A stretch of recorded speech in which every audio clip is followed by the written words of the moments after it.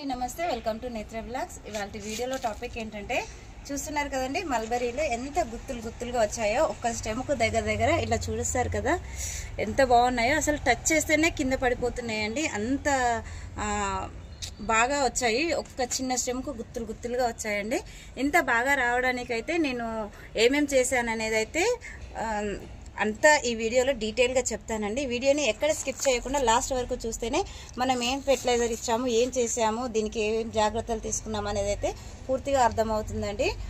అయితే కొత్తగా మన ఛానల్ని ఎవరైనా చూస్తున్నట్లయితే ప్లీజ్ లైక్ చేయండి, షేర్ చేయండి, ఛానల్ని సబ్స్క్రైబ్ చేసుకోండి. మీరు బెల్ ఐకాన్ని క్లిక్ చేస్తేనే నేను పెట్టిన వెంటనే వీడియో పెట్టిన వెంటనే నోటిఫికేషన్ అయితే మీకు వస్తుందండి. ఇక్కడ చూస్తున్నారు కదా ఎంత. అయితే మల్బరీస్ రెండు రకాలుగా ఉంటాయండి. చిన్నగా కాసేవి, అలాగే 4 ఇంచెస్ వరకు కాసేవి. మీకు ఒక చిన్న ప్రశ్న, మీ ఇంట్లో మల్బరీ మొక్క ఉందా లేదా, ఉంటే ఏ వెరైటీ ఉంది అనేది కామెంట్ సెక్షన్లో తప్పకుండా చెప్పగలరండి. లేట్ చేయకుండా వీడియోలోకి అయితే వెళ్ళిపోదాము.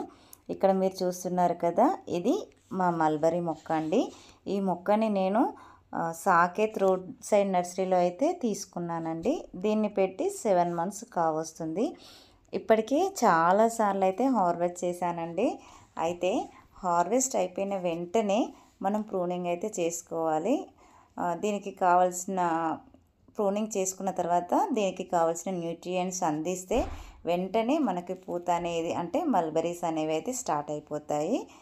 అయితే ఈ ప్లాంట్ చాలా ఏపుగా పెరుగుతుంది. మనం టెర్రస్ పైన పెడతాం కనుక ఎప్పటికప్పుడు ప్రూన్ చేస్తూ చెట్టును గుబురుగా చేసుకోవాలి. అలాగే ఆకులను ఎప్పటికప్పుడు తీసేస్తూ ఉంటే ఫ్రూట్స్ అనేవి వస్తూనే ఉంటాయి. చూస్తున్నారు కదా వీడియోలో కనిపిస్తున్నట్టుగా ఆకులన్నీ దూసేస్తున్నానండి.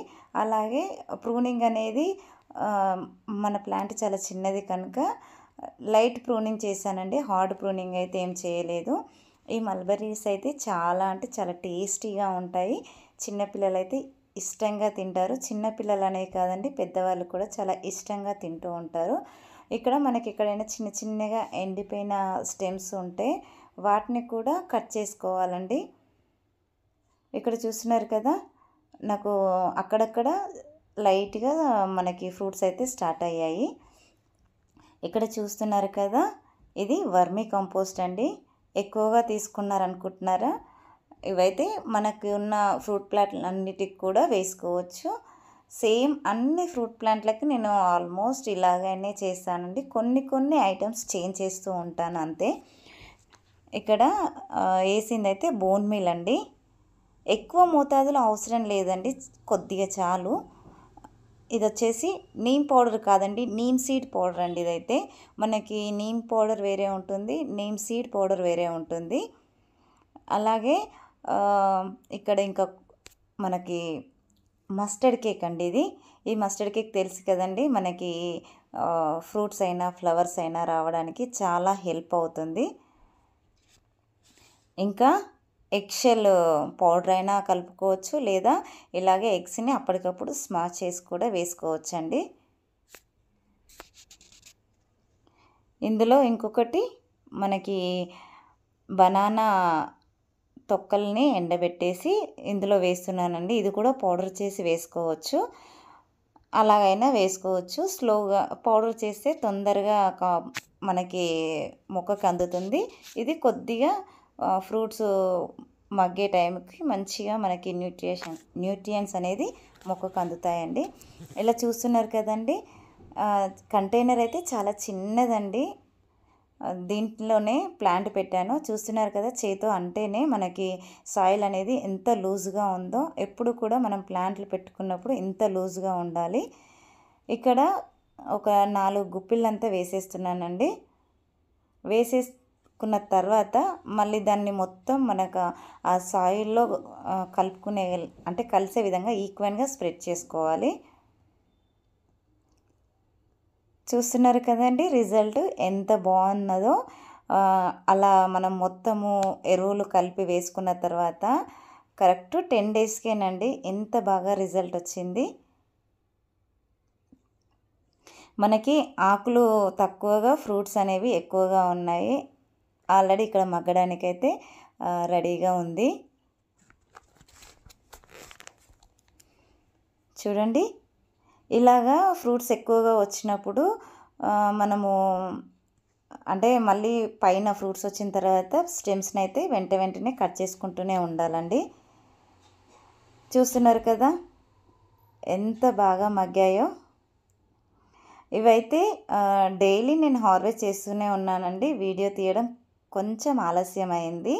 సో ఇప్పుడు చూపిస్తున్నాను ఎంత బాగా ఉన్నాయనేది. అవైతే జస్ట్ మనం పట్టుకుంటేనే ఫ్రూట్ మగ్గిన తర్వాత జస్ట్ టచ్ చేస్తేనే ఊడి చేతిలో పడిపోతాయండి. అవైతే చూస్తున్నారు కదండి ఎంత కలర్ఫుల్గా ఉందో. మొత్తం మనకి డైలీ అయితే వర్షాలు పడుతున్నాయి కదండి అప్పుడప్పుడు. ఆ వర్షాలకైతే అలాగా మనం తెంపకపోవడం వల్ల రాలి కింద పడిపోయాయి. చాలా వరకు ఫ్రూట్స్ అలాగే పడిపోయాయండి.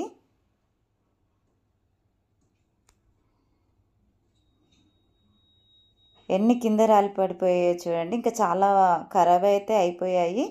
ఇంకా మనకి పక్షులు కూడా చాలా ఇష్టంగా తింటాయండి వీటినైతే. అవి తినగా మిగిలినయే మనము హార్వెస్ట్ చేసుకుంటున్నాము. ఇంకా ఈ మల్బరీస్ వల్ల చాలా హెల్త్ బెనిఫిట్స్ కూడా ఉన్నాయండి. ఫస్ట్ వచ్చేసి బ్లడ్ సర్క్యులేషన్ని ఇంప్రూవ్ చేస్తుంది, ఇమ్యూనిటీని కూడా ఇంప్రూవ్ చేస్తుంది. ఈ పండ్లని తినడం వల్ల ఐరన్ ఇంకా విటమిన్ సి అందుతుందండి. విటమిన్ సి, ఐరన్ అనేది ఈ పండ్లలో పుష్కలంగా ఉంటుంది.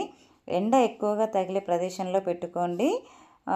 ఎండ ఎక్కువగా తగలకుంటే మనం ఎన్ని ఫెర్టిలైజర్ ఇచ్చినా సరే మొక్క గ్రోత్ బాగుంటుంది, కానీ ఫ్రూట్స్ అనేవి అయితే మనకు సరిగా రావండి. చూస్తున్నారు కదా ఎన్ని ఫ్రూట్స్ వచ్చాయో మనకి.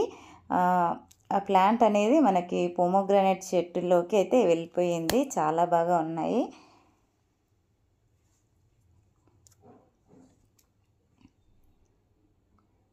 ఇప్పుడు ఈ ఫ్రూట్స్ అన్నీ మనం ఇలాగా హార్వెస్ట్ చేసుకున్న తర్వాత మనకి ముదిరిన ఆకులు ఉన్నాయి కదండి, ఇంకా అవి వెంటనే కట్ చేసుకుంటే చూస్తున్నారు కదండి బౌల్ నిండుగా ఎంత బాగా వచ్చాయో. చూడడానికి కూడా చాలా కలర్ఫుల్గా ఉన్నాయి కదా. ఇప్పుడు ఇవన్నీ ముదిరిన ఆకులన్నీ కూడా మనం తీసేసుకోవాలండి. ఎమ్మటే తీసేసుకుంటే మళ్ళీ కొత్త కొత్త చిగుర్లు వస్తూనే ఉంటాయి, ఫ్రూట్స్ వస్తూనే ఉంటాయండి. మనం ఇచ్చిన ఫెర్టిలైజరు ఈ ఫ్రూట్స్ అన్నీ అయిపోయేదాకా సరిపోతుందండి. మళ్ళీ మధ్యలో ఎలాంటి ఫెర్టిలైజర్ ఇవ్వాల్సిన అవసరం లేదు. కాకపోతే ఏమైనా లిక్విడ్ ఫెర్టిలైజర్ చేసుకుంటే మిగతా ప్లాంట్లకు ఎలా ఇస్తున్నామో దీనికి కూడా కొద్దిగా ఇచ్చుకుంటే సరిపోతుంది. చూస్తున్నారు కదండి, ఇక్కడ మనకి ఫ్రూట్స్ వచ్చిన తర్వాత స్టెమ్ అనేది పెరుగుతుంది కదా. ఆ స్టెమ్ పెరిగే దగ్గర మనం కట్ చేసేస్తాం అనుకో, ఆ వచ్చిన ఫ్రూట్స్ చాలా హెల్తీగా పెద్దవిగా వస్తాయి. ఫ్రూట్స్ కూడా తొందరగా మగ్గిపోతాయండి. ఐ హోప్ ఈ వీడియో మీకు నచ్చిందని అనుకుంటున్నాను. నచ్చితే లైక్ చేయండి, షేర్ చేయండి. వీడియో ఎలా ఉంది అనేది కామెంట్లో చేయండి.